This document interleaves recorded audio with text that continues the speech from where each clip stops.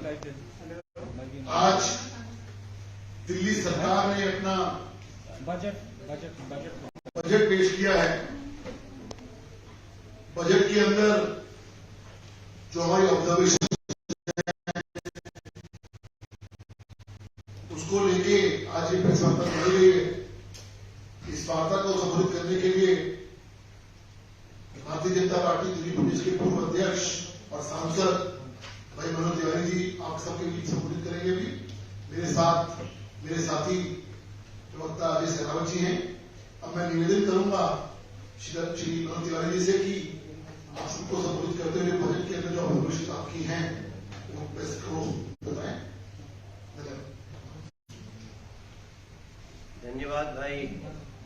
धन्यवाद भाई सुराना जी। हमारे मीडिया के विद्वान दोस्तों के साथ, सजग दोस्तों के साथ आज दिल्ली के बजट पर मैं आप सभी से कुछ चर्चा करने आया हूं। दोस्तों, अगर आपने बजट की समीक्षा करी होगी अभी तक तो आपको ये बात पता चल गया होगा कि दिल्ली सरकार का जो आम आदमी पार्टी की सरकार है इसमें उसका ये बजट भी पूरी तरह से कॉपी पेस्ट बजट है पहले की तरह।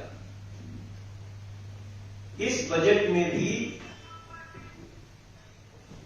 नया के नाम पे लगभग शून्य है और जो नया है उस पे बड़ा क्वेश्चन मार्क खड़ा होता है। आप सब अगर इसकी समीक्षा करेंगे तो यह स्पष्ट हो जाएगा कि एक बार फिर से दिल्ली के लोगों को, दिल्ली को प्यार करने वालों को, दिल्ली में रहने वालों को सिर्फ और सिर्फ निराशा ही मिलेगी इस बजट से। और ये कहने के पीछे मेरा आधार है। जब बजट आता है हमारे सामने तो हम सबसे पहले देखते हैं कि पिछले बजट में कितने वित्त की व्यवस्था थी, कितना उसका लैप्स हुआ था, कितना कार्य हुआ और अब जो नया आया है वो उससे ज्यादा है या कम है। तो जब हम समीक्षा कर रहे हैं तो मैक्सिमम हम देख रहे हैं कि इस साल के बजट में पहले से थोड़ा थोड़ा कम ही हुआ है। जैसे आप सबने सुना ही होगा, दिल्ली की जो आम आदमी पार्टी की सरकार है वो हमेशा हेल्थ और एजुकेशन पे बड़ी हल्ला करती है। सच्चाई क्या है?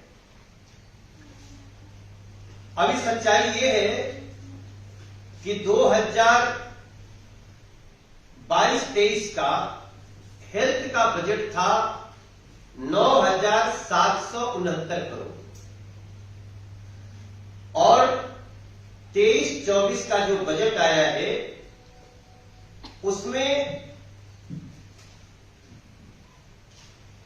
आप अगर ध्यान से देखेंगे तो लगभग 18 से 20 करोड़ की, अभी कैलकुलेटर देके आप एग्जैक्टली अगर आप उसमें देखें तो 27 करोड़ कम कर दिया गया। क्यों कम कर दिया? दिल्ली के जो स्वास्थ्य समस्याओं से ग्रस्त लोग हैं उनके साथ ऐसा व्यवहार क्यों? अभी तो पहले से अस्पताल और ज्यादा भरने लगे हैं, अभी तो पहले से ज्यादा बेड की और कमी होने लगी है, अभी तो पहले से ज्यादा स्वास्थ्य संबंधी समस्याएं बढ़ रही हैं दिल्ली में। फिर आपने 27 करोड़ रुपए कम क्यों कर दिया? एक सवाल उठता है जो ये बताता है कि ये बातें तो करते हैं लेकिन स्वास्थ्य संबंधी व्यवस्थाओं को लेकर के दिल्ली की आम आदमी पार्टी सरकार ये जरा भी सजग नहीं है, जरा भी उनकी हितैषी नहीं है दिल्ली की। दूसरा विषय, एजुकेशन पर बहुत सारी बातें होती थी। एजुकेशन में इनका पिछला जो बजट था वो है 16,575 करोड़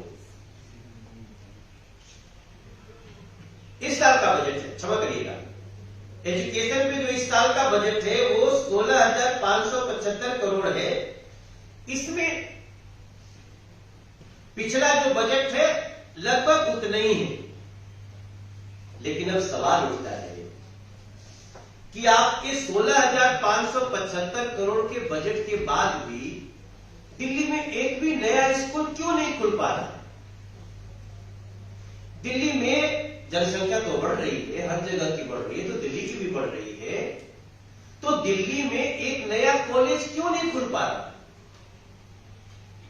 यूनिवर्सिटी की तो बात ही दूर है, आप घोषणा भी करते हैं, जहां के वीसी भी बना देते हैं, उसकी सच्चाई लोगों के सामने।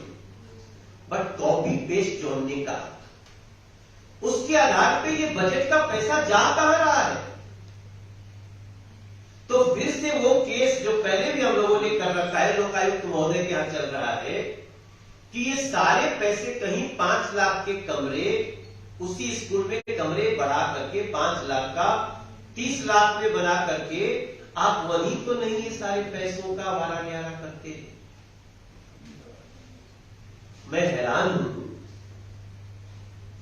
कि दिल्ली में पिछले 8.5 वर्षों में एक भी नया स्कूल नहीं खुला है, बल्कि 1-2 बंद हुए। अगर आप मुस्तफाबाद में जाकर के एक विद्यालय, जहां पे एक ही विद्यालय में चार समय पढ़ाई होती थी, सुबह भी शाम भी, और 3 दिन बच्चे पढ़ते थे, एक बैच के, 3 दिन दूसरे बैच के, तो मतलब ऐसी स्थिति में जो स्कूल चल रहा था, जिसको बार बार मीडिया दिखा दे रही थी, जिसमें कई बार लोग शिक्षा की पड़ताल करते थे, तो वहां जाते तो स्कूल ही बंद कर दिया, उस स्कूल को ही तोड़ करके 0 कर दिया है। अब वहां पे पढ़ाई ही नहीं हो रही। क्या मुस्तफाबाद के बच्चों को एजुकेशन नहीं चाहिए? क्या इस बजट में उसके लिए कुछ नहीं हो सकता था? तो ऐसी स्थिति में हमारा 2 प्रश्न शिक्षा पे आ रहा है कि ये 16,575 करोड़ आप पिछले की तरह अगर दिए हैं तो कहां जा रहा है? क्या सिर्फ 5 लाख के कमरे 30 लाख में बने, इसके आधार पे कहीं वो टेबल के नीचे से बहता हुआ स्रोत उसका कहां जाकर के गिर रहा है? लेकिन हमें विश्वास है कि लोकायुक्त महोदय के कोर्ट में ये केस है और निश्चित रूप से उसकी जांच होगी ही। लेकिन आप सबको बताना और आप सबका सोचना दिल्ली के लोगों के साथ बड़ा आवश्यक है कि इसके बाद भी नया स्कूल नहीं, नया कॉलेज नहीं, यूनिवर्सिटी की तो बात ही है। अगला बिंदु ट्रांसपोर्ट सेक्टर का है। अब ट्रांसपोर्ट सेक्टर का तो आलम यह है कि नई बस तो छोड़िए, जो चलती थी वो भी डंप है। और अगर आप दिल्ली में किसी बस के पीछे अपनी गाड़ी या मोटरसाइकिल लगा दिए ना, तो बीच में कभी भी धुआं का एक गुच्छा आएगा और बेहोश होने की सकते हैं। तो अब जैसे ही लोग दिल्ली में टीटीसी की बस देखते हैं तो सोचते हैं कि इससे थोड़ा दाहिने ही चलो, पता नहीं कब रुक जाएगी। और बजट बढ़ाने की जगह उसमें और कम किया गया। पिछले साल 2022-23 में ये बजट था 9,539 करोड़ और अब कर दिया गया 9,333 करोड़। इसका मतलब कि लगभग 200 करोड़ से ज्यादा कम कर दिया, 206 करोड़। अब इसमें समीक्षा करने के लिए किसी रॉकेट साइंस की जरूरत नहीं।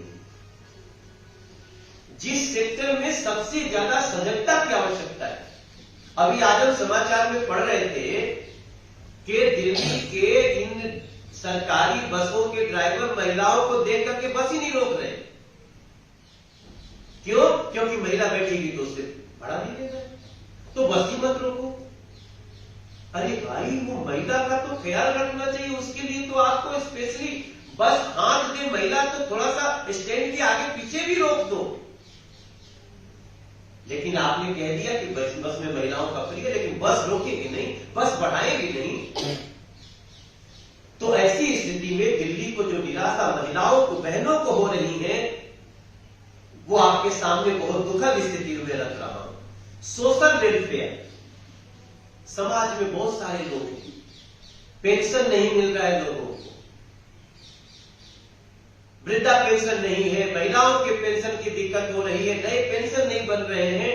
और इनकी करतूत देखिए बजट में 2022-23 में था 4,843 करोड़ का बजट, और ये जो है सीधे सीधे 99 करोड़ कम कर दिया गया इस बार।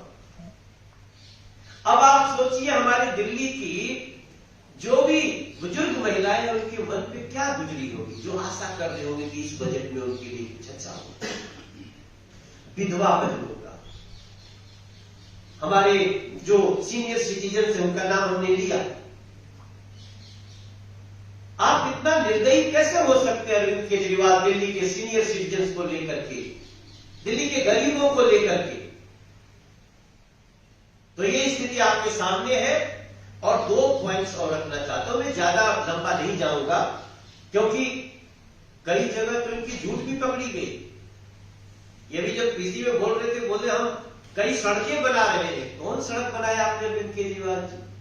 G20 का वर्ष है, केंद्र सरकार सड़कें बना रही है, सड़कों पे जगह जगह सुंदर नक्काशियां की जा रही हैं। विदेशों से लोग आए तो वो इन सड़कों पे जाते समय एक अच्छी तस्वीर देखें, उसके लिए जगह जगह सजावट हो रही है, कई जगह टीवी स्क्रीन लग रहे हैं, फूलों से सजावट हो रही है। आपने क्या किया अरविंद केजरीवाल जी इसमें? लेकिन आप बोल रहे हैं उसके दौरान सड़कें बन रही, उसका भी क्रेडिट ले रहे हैं। क्रेडिट चोर की अगर भूमिका में आप आ रहे हैं तो आप याद रखिए कि दिल्ली की जनता ये सारी बातें समझ रही है। लेकिन जो सबसे दुखद बात है कि दिल्ली की एमसीडी के 3 मेयर जिस मुख्यमंत्री के दरवाजे पे 15-15 दिन अनशन पे बैठे रहे कि आप जरा बाहर निकलिए, एमसीडी के साथ न्याय करिए, एमसीडी का वित्त दीजिए, आप न आए, न आपने वित्त दिया, बल्कि जो बजट में था उसको भी नहीं दिया। और ऐसा क्या रॉकेट साइंस हो गया कि इस साल एमसीडी के बजट में डबल की बढ़ोतरी हो गई। मैं दिल्ली के प्रत्येक व्यक्ति को, दिल्ली के मीडिया के थ्रू ये बात बताना चाहता हूं, लोकतंत्र की ऐसी हत्या अगर कोई और करे तो उस पर कितना रोना धोना मचेगा। आपको एग्जैक्ट डेटा देते हुए मुझे बहुत दुख हो रहा है कि पिछले साल सिर्फ 4,374 करोड़ जहां एमसीडी का बजट था, वहां इस बार 8,241 करोड़ बजट कर दिया गया।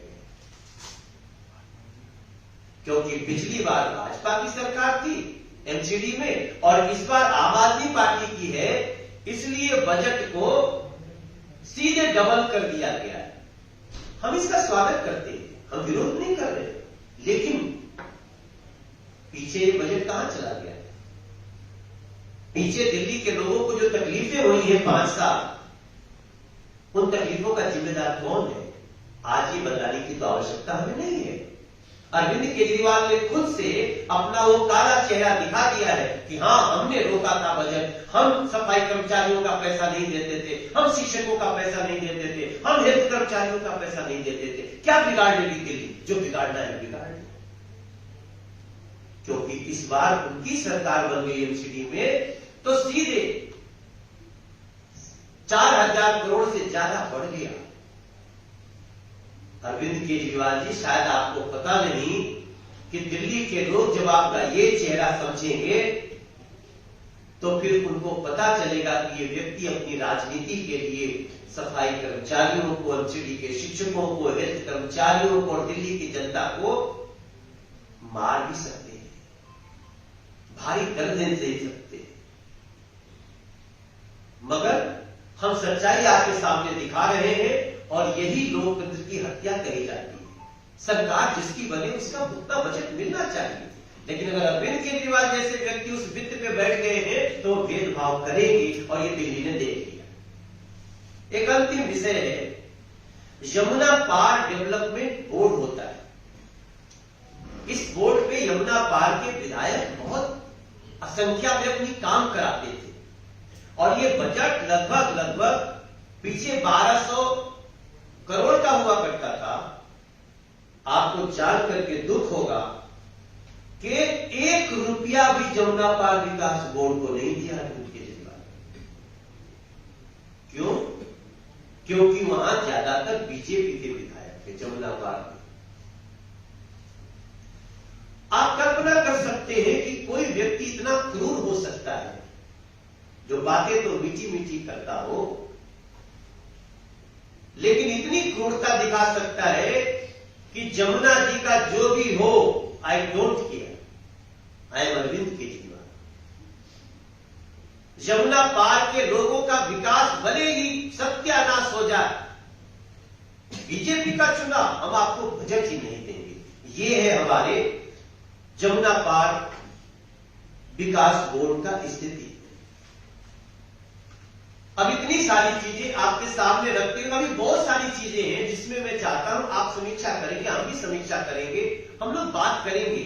लेकिन इस बजट के आधार पे जो हमारी प्रथम दृष्टया जो हमारी टीम ने समीक्षा करी है, जो रिसर्च किया है, उसके आधार पे 2 ही चीज निकल के आती है। कॉपी पेस्ट कर दिया, कुछ भी नया करने का समय नहीं और कुछ भी नया करने का विजन भी नहीं। Arvind Kejriwal ji is totally visionless chief minister. और इसमें जब हम अध्ययन करेंगे तो हमें पता चलेगा जहां कुछ लगाना था वहां कम कर दिया, जहां दिखाना था कि इस पैसे कहां गए वहां पर और बढ़ा दिया, क्योंकि वहां से उनको टेबल के नीचे से आमदनी होने की उम्मीद जग रही। तो ऐसी स्थिति में भारतीय जनता पार्टी अरविंद केजरीवाल सरकार के, आम आदमी पार्टी सरकार के दिल्ली बजट को न सिर्फ निंदा करती है बल्कि उनकी इस क्रूरता को दिल्ली के सामने रखती है।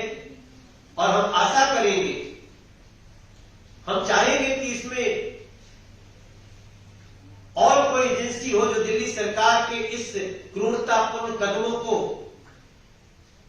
उनको कुछ इंस्ट्रक्शन दे सके तो इसमें इंटरवीन करना चाहिए, क्योंकि ऐसे लोकतंत्र की हत्या करके हम दिल्ली के लोगों को राहत नहीं दे सकते। हम बहुत निराश। धन्यवाद मनोज भाई। किसी कोई प्रश्न हो तो? जी, मेरा प्रश्न है कि कूड़े के पहाड़ों पर खूब राजनीति हुई और आज दिल्ली के नए वित्त मंत्री ने जो बजट पेश किया उसमें 2 साल में कूड़े के पहाड़ खत्म करने का उन्होंने लक्ष्य रखा है। लेकिन इसके साथ साथ में केंद्र सरकार भी वो अपनी भूमिका वो निभा रही है। वो भी तो इसमें अब उसको किस तरह से देखते हैं, ये केंद्र सरकार खत्म करेगी या दिल्ली सरकार करेगी ये कूड़े के पहाड़? हमने पहले से कहा था, आप याद करिए, इन लोगों ने क्या कहा कि हमें आप एमसीडी में लाइए, हम अगले 5 साल में इस कूड़े के पहाड़ को खत्म करेंगे। तब हमने कहा था, प्रेस कॉन्फ्रेंस किया था, क्योंकि हम सरकार किसी की हो, हम भेदभाव करने वाले लोग नहीं हैं। तो हमने तभी कहा था कि हमने ऑलरेडी इसको लगभग 80 मीटर की ऊंचाई खत्म कर दी है और हम अगले 2 साल में इसको 0 कर देंगे। और उसके लिए माननीय एलजी महोदय लोकल गार्जियन के रूप में लगे हुए। हमारी केंद्र सरकार, नितिन गडकरी जी का बयान सुनिए, इनके एमसीडी में आने के बाद भी हम जो वहां कार्य कर रहे थे, हमने उसकी स्पीड बढ़ाई है, कम नहीं की है। और हम तब भी कह रहे थे कि हम इसको 2 साल में खत्म कर देते। आज वही डायलॉग इन्होंने पेश किया है कि हम 2 साल में खत्म करेंगे। ये तो सौभाग्य है कि नरेंद्र मोदी जी देश के प्रधानमंत्री हैं, यूनियन टेरिटरी है, हम वो काम तो कर ही देंगे। लेकिन जो काम आपने यमुना जी को 5 साल में करके तारीख पे तारीख दिया, उसका भी तो जिक्र कर देते। पानी साफ जाएगा उसका भी तो जिक्र कर देते। हम यमुना जी के पानी को जो नाले गिर रहे हैं उससे मुक्त कर देंगे, ये भी तो बता देते।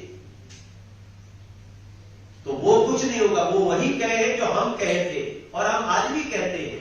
सरकार भले हमारी एमसीडी में नहीं बनी, मगर केंद्र की जो भूमिका है, जो हमारे यूनियन मिनिस्टर नितिन गडकरी जी की वहां के मिट्टी को राख से मिट्टी बना करके उसको सड़कों में डालने की योजना है, हम उस पर जरा भी कोताही नहीं बरतेंगे और हमने जैसा कहा था हम 2 साल में पहाड़ को खत्म करेंगे ही करेंगे, भले उसका क्रेडिट लेने के लिए क्रेडिट चोर आ जाए।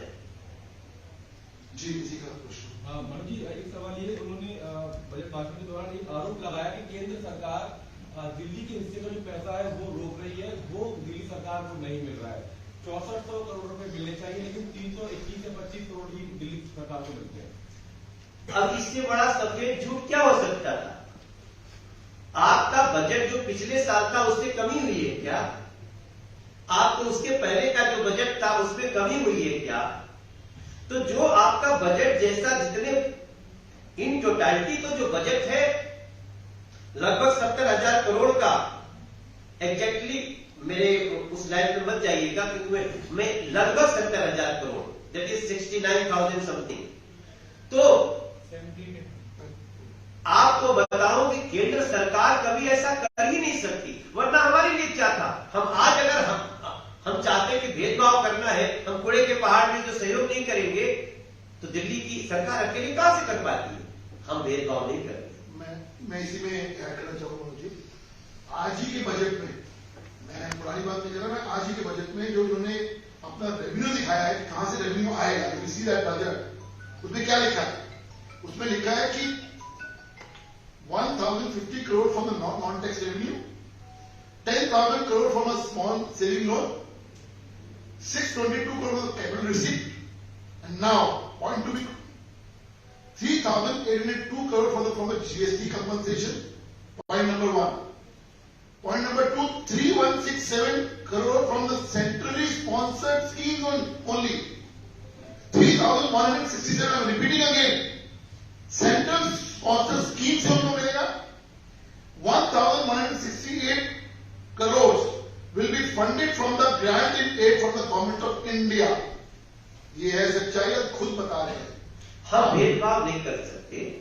आप नरेंद्र मोदी जी की सरकार जब हम तुर्की की समस्या में जाकर के इस तरह से सबसे पहले खड़े हो सकते हैं, हमारे ऊपर हम भेदभाव नहीं करते, चाहे वो सरकार की बात हो इंसानियत की बात। जी मनोज जी, कैलाश गहलोत ने जब बजट स्पीच पढ़ी तो मनीष सिसोदिया की तुलना भगवान राम से की और कहा कि जिस तरह से भगवान राम वनवास गए थे और उनकी चरण पादुकाएं यहाँ पर हैं और वो अगले साल आएंगे और अगले साल वही बजट पेश करेंगे। लगातार भगवान राम हो, चाहे शहीद हो, चाहे देश के क्रांतिकारी हो, मनीष जी की तुलना उनसे की जाती है आम आदमी पार्टी। देखिए, ये भगवान राम का हमेशा से अपमान करते आए, ये ईश्वर का, किसी समाज के देवी देवता का अपमान करने में ये कोई पीछे थोड़ी रहते हैं। तो इनकी ऐसी मूर्खतापूर्ण बातों को उन्हीं तक सीमित रहने दें, दिल्ली की जनता उनको जवाब दे। धन्यवाद, बहुत बहुत थैंक यू सो मच।